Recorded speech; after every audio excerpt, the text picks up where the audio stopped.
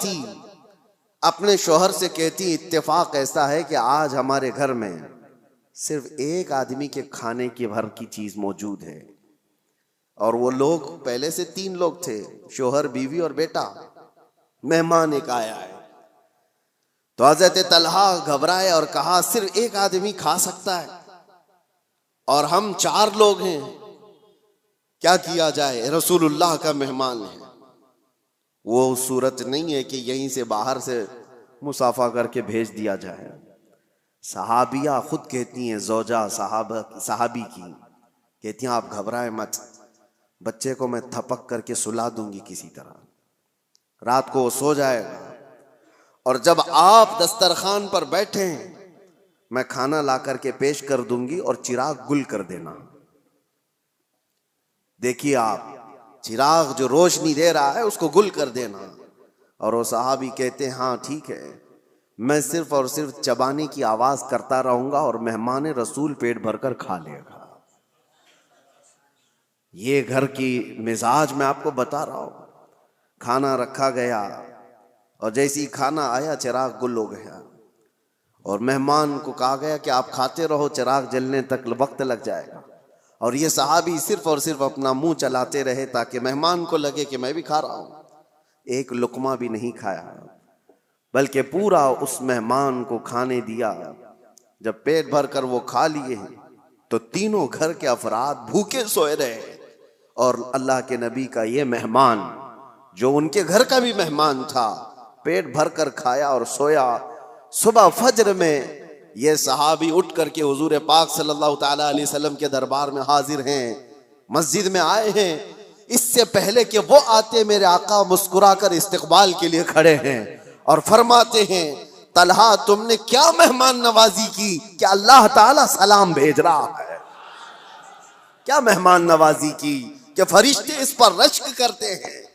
अजीजान गिराम वक़ार, ये इंसानियत थी जो रसूलुल्लाह सल्लल्लाहु ताला अलैहि वसल्लम ने मुआशरे में सिर्फ और सिर्फ फैलाए नहीं, पिलाया था, पिलाया था। जंग मौता का वो वाकया अक्सर बयान भी होता है कि एक जंग ऐसी भी आई कि जिसमें एक सहाबी, वो कहते हैं, मैं जख्मियों को पानी पिलाता था, जो जख्म खा करके गिर जाए उसको मैं अपने मशकेजे से पानी पिलाता। एक जगह पर एक सहाबी जख्म खाकर गिर गए और उनका आखिरी वक्त लग रहा था। मैं पानी लेकर उनके पास गया, वो अल आतश कह रहे थे, प्यास प्यास। मगर जब करीब पहुंचा तो किसी और जख्मी की आवाज आई। तो इस सहाबी ने कहा, मेरे उस भाई को पहले पिला दो, तुम्हारे पास पानी थोड़ा सा है उसको पिला दो। ये सहाबी कहते हैं, मैं दूसरे के पास गया तो एक तीसरे की आवाज आई। दूसरे ने भी कहा कि जाओ मुझसे पहले उसको पिला दो। तीसरे के पास गया तो वहां जाते वक्त ये सहाबी कहते हैं उनका इंतकाल हो गया, वो पी ना पाए। मैं पलट करके आया कि इन दोनों को पिला दूं, तो वापस आकर देखा तो इन दोनों की भी जान जा चुकी थी। एक दूसरे के लिए उन्होंने पानी तक नहीं पिया। ये मुआशरा था इस्लाम का, और रसूलुल्लाह सल्लल्लाहु ताला अलैहि वसल्लम ने जो इंसानियत के आला अक़दार अपने सहाबा में पैदा किए थे। मेरे अजीजों, बयान करना यह आसान है, इसको प्रैक्टिकल अपनी लाइफ में लेके आने की कोशिश करें, अपनी जिंदगियों में इसको लेकर के आए। इंसानियत वो नहीं है कि जो आज लोग समझते हैं, घर में खाना बना था और उसके बाद बच गया तो हम दूसरों का भी ख्याल करते हैं। तुम अपना कचरा किसी और में डम करना चाह रहे हो, ख्याल नहीं कर रहे हो। ख्याल उसको कहते हैं कि जब गरम खाना बना हुआ हो और पहले किसी और का ख्याल आ जाए, पहले किसी फकीर का ख्याल आ जाए।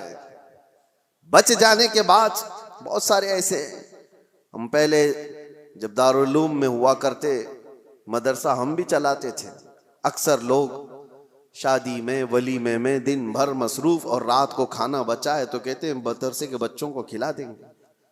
बच्चों को ला करके खिलाने के लिए बड़े बड़े आधे आधे देग बचे हुए लेकर के आते हैं और फिर वो उसको सवाब समझते हैं। हमने उनसे कहा था, ये मेहमानाने रसूल हैं, जो तलबा हैं, जो रसूलुल्लाह सल्लल्लाहु ताला अलैहि वसल्लम के मेहमान कहलाते हैं, दीन का इल्म हासिल करने वाले ये तालिब इल्म, और तुम उनको अपने घर का बचा हुआ कचरा लाकर डम करना चाहते हो। क्या तुम समझते हो और इसको नेकी समझ रहे हो और फख्र कर रहे हो? फख्र उस वक्त होता जब तुम्हारा खाना बनकर तैयार होता, तुम्हारे अपने खाने से पहले मेहमाना ने रसूल का ख्याल किया होता कि इनका भी इतना हिस्सा है इसके अंदर। अजीजा ने गिरामी वक़ार, इंसानियत सिर्फ और सिर्फ अपनी खातिर जीने का मतलब नहीं है।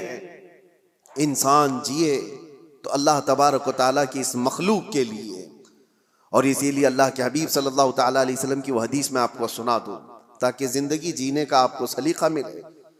हुजूर अकरम सल्लल्लाहु तआला अलैहि वसल्लम फरमाते हैं, मन नफ़्फ़सा कुर्बत अखीही नफ़्फ़सल्लाहु कुर्बतहु यौमल क़ियामा। जिसने अपने किसी भाई की किसी एक तकलीफ को आसान कर दिया, किसी तकलीफ में फंसा हुआ था, वो किसी दुश्वारी में मुलव्विस था, आपने अपनी मेहनत से अपने किसी भाई की तकलीफ को आसान किया, मेरे आका फरमाते हैं क़यामत के दिन उसकी तकलीफों को अल्लाह आसान कर देगा।